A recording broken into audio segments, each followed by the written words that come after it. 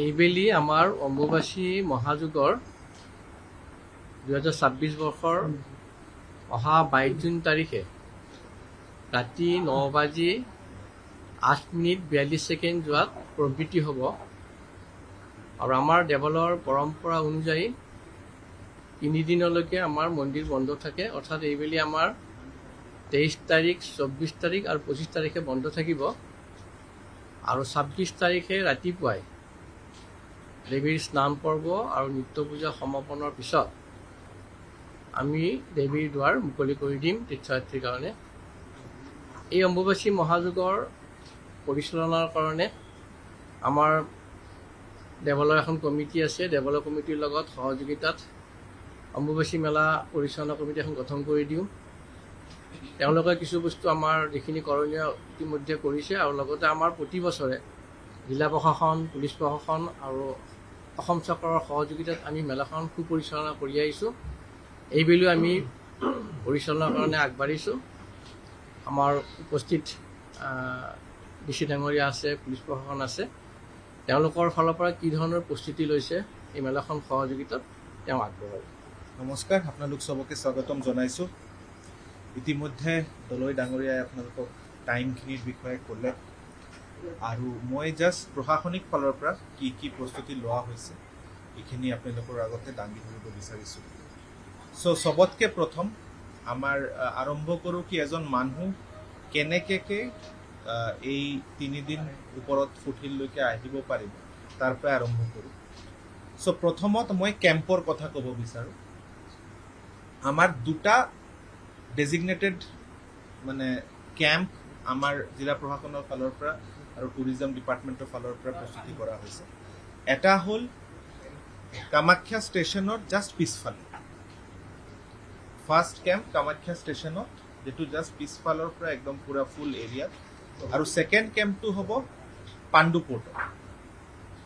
এই 2টা কেম্পত আমাৰ যিমান ডিভটিছসকল আহিব তেখেতসকলে থকাৰো ফেচিলিটি থাকিব। ফেচিলিটি মানে আমি পুৰা মুকলি কৰি দিছোঁ এৰিয়া, তেওঁলোকে আহি থাকিব পাৰিব। তাতে ভাণ্ডাৰা থাকিব য'ত খানাৰ ব্যৱস্থাটো থাকিব, হেল্থৰ ছিষ্টেম থাকিব, পানী, টয়লেট, চেনিটেশ্যন, গোটেইখিনি বস্তুৰ ইতিমধ্যে প্ৰিপাৰেশ্যন লোৱা হৈছে। নাও যিকোনো এজন ডিভটি যদি কামাখ্যা ষ্টেচনত আহি তেওঁলোকে নামে, প্ৰথমত তেওঁলোকৰ তাতে কেম্পটো থাকিব। এই কেম্পটো যেতিয়ালৈকে ফুল হৈ নাযায় তেতিয়ালৈকে তেওঁলোকে তাতে থাকিব পাৰিব। তাৰপিছত যদি ছাপ'জ এই কেম্পটো ফুল হৈ গ'ল, তাৰপিছত তেখেতসকল যাব পাৰিব পাণ্ডু পৰ্টত। এই যাতায়াতৰ কাৰণে কামাখ্যা ষ্টেচনৰ পৰা পাণ্ডু পৰ্টলৈ যাতায়াতৰ কাৰণে STCৰ পৰা বাছৰো ব্যৱস্থা থাকিব, তেওঁলোকে আপ ডাউন কৰিব পাৰিব। এতিয়া পাণ্ডু পৰ্ট আৰু কামাখ্যা ষ্টেচনত আমাৰ ভাণ্ডাৰা থাকিব। আজি ভাণ্ডাৰা যিমান এপ্লিকেশ্যন আহিছে তেখেতসকলৰ লগত মোৰ পাৰ্চনেল মিটিং এটা আছে। তাৰপিছত ফুড ইনস্পেক্টৰৰ তত্বাৱধানত আমাৰ এজন মেজিষ্ট্ৰেট ফুডৰ কাৰণে ইনচাৰ্জ থাকিব, কি তেওঁলোকে প্ৰপাৰ হাইজিন মেইনটেইন কৰি যাতে ডিভটিছসকলক ভোজনটো দিয়ে। এইটো মষ্ট ইম্পৰ্টেণ্ট। এইটো আপোনালোকৰ জৰিয়তে যিসকলে ভাণ্ডাৰা তাত ইয়াতে বহাবও বিচাৰিছে তেখেতসকলকো মই জাষ্ট এটা কথা ক'ম কি হাইজিন বহুত ইম্পৰ্টেণ্ট, কিয় ইমানজন ডিভটিছ আহিব। তাৰপিছত তাতে একৰ্ডিংলি PHE ডিপাৰ্টমেণ্টৰ পৰা পানীৰ যোগান কৰা হ'ব আৰু তাৰ কাৰণেও ডেজিগনেটেড মেজিষ্ট্ৰেট থাকিব, যোনে পানীটো টাইমত আহি আছে না নাই এইটো পুৰা ভালকৈ চাব লাগিব। পানী, খোৱা পানীও আৰু টয়লেটৰ পানীও। এই 2টাই অলৰেডি PHE ডিপাৰ্টমেণ্টে প্লেনিং কৰি পেলাই কাম চলি আছে আৰু 22 তাৰিখৰ পৰা গোটেই বস্তুটো ৰানিং হৈ যাব। নেক্সট আমাৰ কেনেকৈ মুভমেণ্টটো হ'ব, মই এটা কথা ক্লিয়াৰ কৰি দিব বিচাৰিছোঁ। ট্ৰাফিক কনজেশ্যন আৰু বাকী ৰোডৰ ইছ্যুৰ কাৰণে আমি কেম্পৰ পৰা মন্দিৰলৈকে কিন্তু কোনো ট্ৰান্সপৰ্টেশ্যন ফেচিলিটি নিদিওঁ। কোনোবাই ট্ৰান্সপৰ্টেশ্যন ফেচিলিটি নিজে কৰি আহিছে, কোনোবা খোজকাঢ়ি আহিছে, এইটো তেখেতৰ ব্যক্তিগত কথা।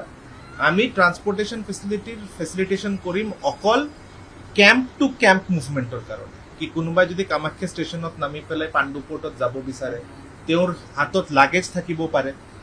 এইটোৰ কাৰণে ASTCৰ বাছ এই দুটা কেম্পৰ মাজত আপ ডাউন কৰি থাকিব কিন্তু কেম্পৰ পৰা মন্দিৰলৈকে অহাৰ কাৰণে কোনো ধৰণৰ ট্ৰান্সপৰ্টেশ্যন ফেচিলিটি প্ৰশাসনৰ ফালৰ পৰা ব্যৱস্থা কৰা নহ'ব বিকজ এইটো বহুত ফালৰ পৰা বহুত মানুহ আহিব তো ট্ৰান্সপৰ্টেশ্যন কৰিলে তাতে এটা কনজেশ্যন বা ট্ৰাফিকৰ ইছ্যু হ'ব পাৰে আৰু মানুহৰ কষ্ট হ'ব পাৰে নেক্সট ছাপ'জ এজন মানুহে নিজৰ ট্ৰান্সপৰ্টেশ্যন হওক বা খোজকাঢ়ি যেনেকৈ তেওঁ বিচাৰিছে তেওঁ কেম্পৰ পৰা ফুটহিললৈকে আহিব লাগিব নাও ইয়াতে এটা কথা বহুত ইম্পৰ্টেণ্ট কি আজি আমাৰ মন্দিৰৰ ওপৰলৈ অহাৰ কাৰণে মেইন ৰোড দুটা আছে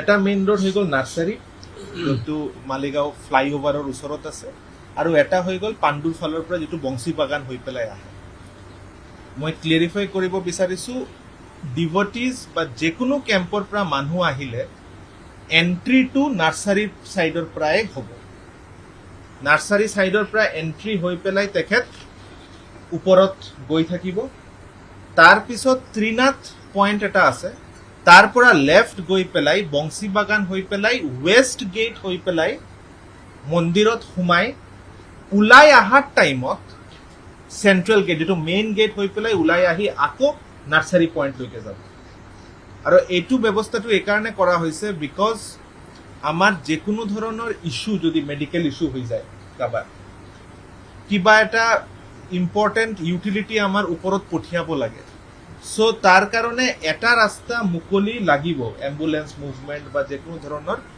ইছ্যু টেকেল কৰাৰ কাৰণে তাৰ কাৰণে এই মুভমেণ্টটো আমাৰ পাণ্ডুৰ ফালৰ পৰা যিটো ৰাস্তা আছে ডিটেইলটো আমাৰ ডিচিপি ট্ৰাফিক ডাঙৰীয়াই ক'ব চ' মুঠতে প্লেনটো এইটো কি যিকোনো ডিভটি খোজকাঢ়ি যাব লাগিব যেতিয়া আহিব তেখেতসকলে নীলাচল পৰ্বতৰ এণ্ট্ৰিটো নাৰ্চাৰী পইণ্টৰ পৰাই কৰিব আৰু তাতে ফ্লাইঅভাৰৰ তলত ইতিমধ্যে শ্বু ষ্টলৰ ব্যৱস্থা কৰা হৈছে য'ত তেখেতসকলে নিজৰ জোতা থৈ খোজকাঢ়া ষ্টাৰ্ট কৰিব পাৰে এতিয়া এই ৰুটৰ প্লেনিংটো আমি কি কৰিছোঁ আমাৰ গোটেইখিনি এই গোটেই ৰুটটোত আমাৰ 4টা কণ্ট্ৰল ৰুম থাকিব প্ৰশাসন পুলিচ প্ৰশাসন চব মিলাই 4টা কণ্ট্ৰল ৰুম প্ৰথম কণ্ট্ৰল ৰুমটো হ'ব আমাৰ ফুটহিলত নাৰ্চাৰী পইণ্টৰ ওচৰত এটা কণ্ট্ৰল ৰুম হ'ব আমাৰ টপ মানে হিল টপত মানে এই ইফালে এটা পইণ্ট আছে তাতে